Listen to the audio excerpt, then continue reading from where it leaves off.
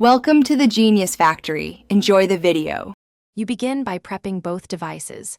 Phone and TV or dongle must share the same Wi-Fi network because Discovery uses local traffic.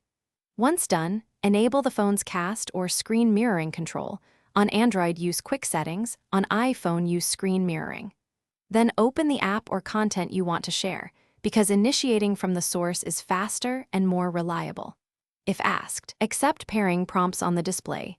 This secures the session and prevents accidental connections.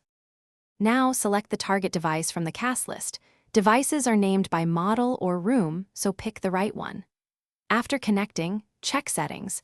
Change resolution or video orientation to match the display. This reduces lag and cropping.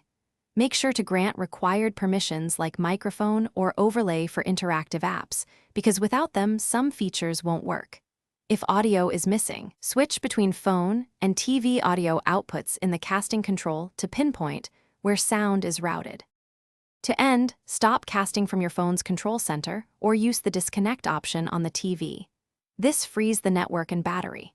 If the device doesn't appear, reboot the phone, the display, or the router. This clears Discovery caches and often resolves pairing failures. If you have persistent lag or freezes, switch to a wired HDMI adapter or reduce stream resolution, because wired connections eliminate Wi-Fi jitter. One key tip: toggle airplane mode, then re-enable Wi-Fi to reset radio conflicts quickly. Thanks for watching. If you found this helpful, don't forget to like and subscribe.